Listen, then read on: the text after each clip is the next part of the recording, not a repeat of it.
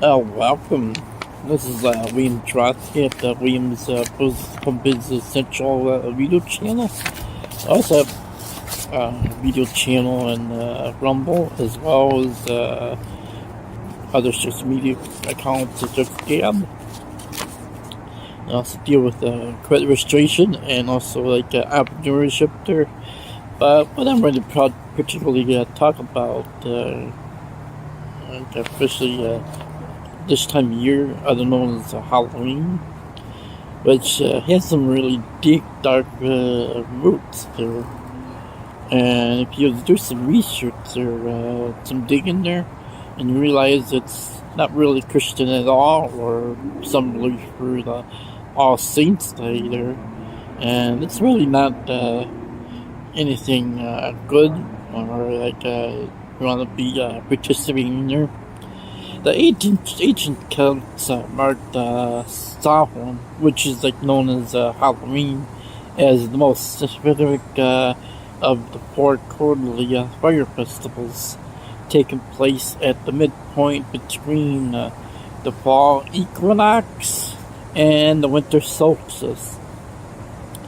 During this time of the year, hearth fires in the family homes were left to burn out while the harvest was gathered.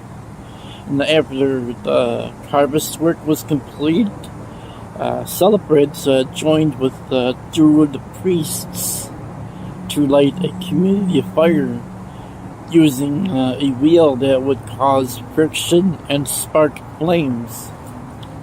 Now, the wheel was considered a representation of the sun and was used along with prayers. Cattle were sacrificed, and participants took the flame from the communal bonfire back to their homes to relight the hearth. Of course, in early texts, present Samhain as a mandatory celebration lasting 3 days and 3 nights, where the community was required to show themselves to local kings and chieftains. Failure to do this was believed to result in punishment from the gods. Usually illness or death was the result. There was also a military aspect to Samhain in Ireland, with holiday thrones prepared for commanders of soldiers. Anyone who committed a crime or used their weapons during the celebration faced a death sentence. Now, some documents mention 6 days of drinking alcohol to access, usually mead or beer, along with gluttonous beasts. Now, with the term with Samhain monsters. Now, because the Celts believed that the barrier between worlds was breachable during Samhain, they prepared offerings that were left outside the villages and fields for fairies or siths. And it was expected that the ancestors might cross over during this time as well, and the Celts would dress as animals and monsters, so that the fairies were not tempted to kidnap them. And some specific monsters were associated with the mythology surrounding Samhain, including a shape-shifting creature called Fulhug that receives harvest offerings from the field. The lady, the Gwyn, is a headless woman dressed in white who chases night wanderers and was accompanied by a black pig. The Dohalim sometimes appeared as impish creatures, sometimes headless men on horses who carried their heads, riding flame-eyed horses. and their appearance was a death omen to anyone who encountered them. Now, with the myths of Samhain, when it was the most popular, stories were told during the festival, was the Second Battle of Mag and Druid, which portrays the final conflict between the Celtic pantheon known as the Truth de Damnan and the evil oppressors known as the former. The myths state that the battle unfolded over the period of Samhain, and one of the most famous was Samhain related stories is the adventures of Nera, in which the hero Nera encounters a corpse and fairies and enters into the other world. Samhain figured into adventures of mythologies of mythological hero, Celtic hero, Fionn Mac Comhail. And when he was faced with a fire-breathing underworld dweller, Eileen, who would burn down the Hall of Terra every Samhain. Of course, that's very much when the Headless Horseman story came about. Now this is what all this History Channel was there. Now with a new holiday did away with pagan aspects of the celebration on October 31st. Became known as All Hallows Eve or Halloween, and contained much of the traditional pagan practices before being adapted to the 19th century America. Irish immigrants would bring their traditions across the ocean.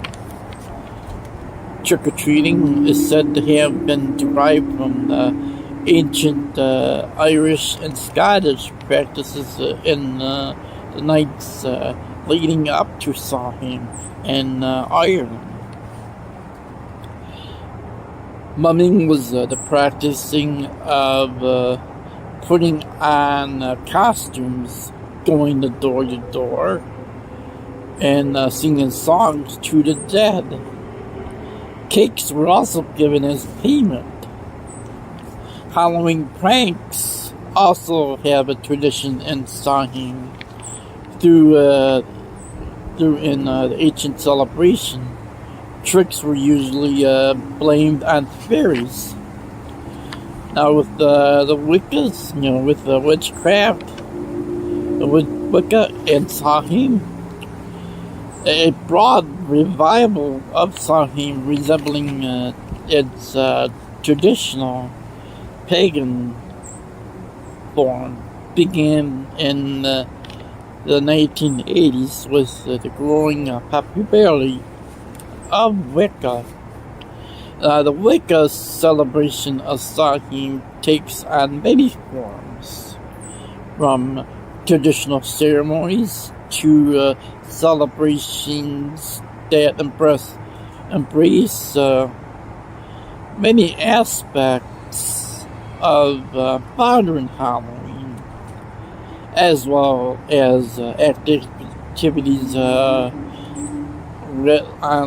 related to honoring nature or ancestors. Now, in the Druid tradition, Samhain celebrates the dead with a festival on October 31st, and usually features a bonfire and like communion with the dead. Now, American pagans often hold music and dance celebrations called witches' balls in proximity to Samhain.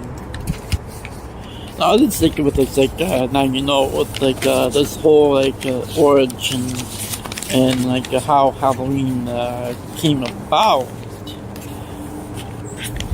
And like, I have this particular knowledge, the true meanings of this Halloween, and why it's like really wicked, and Christians really, in respect, shouldn't have any much to do with the holiday or take like part in the activities.